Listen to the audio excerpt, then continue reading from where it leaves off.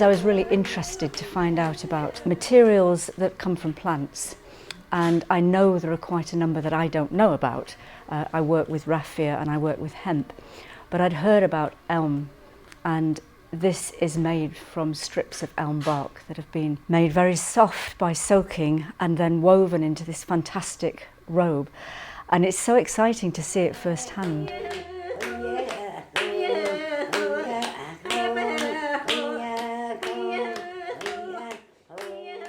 The strap of the loom goes around the back of the weaver. When the weaver leans back, it forms a tension, and the other end is usually attached to a tree or some kind of post, but it creates this tension on the loom.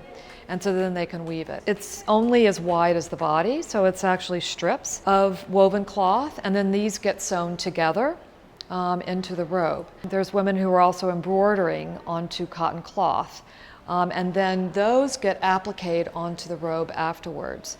And what's interesting about the process of the applique is that it's appliqued onto very strategic parts of the robe, whether it's around the wrists, around the shoulder blades, and also around the neck. And this is thought to be the sources where evil spirits could infiltrate the body.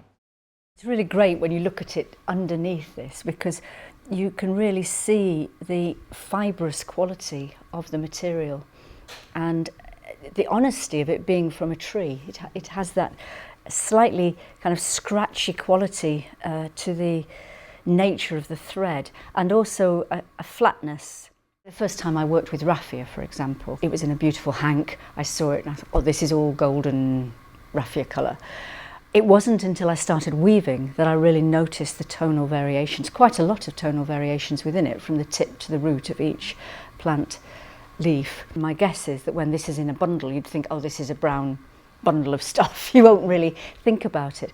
And I think similarly on a beach, all of the stones can look just grey. It's when you take them from the environment and stop that geological process just before they become sand, but really isolating and starting to notice those shifts in tone and colour and shape. But what you kind of don't see is who made the thread and the making of that thread and the way they stripped the bark and soaked it. And so each tiny inch of this thread will have gone through, I would imagine, a number of people's hands over and over and over again. These kind of silent people in history who are making this stuff.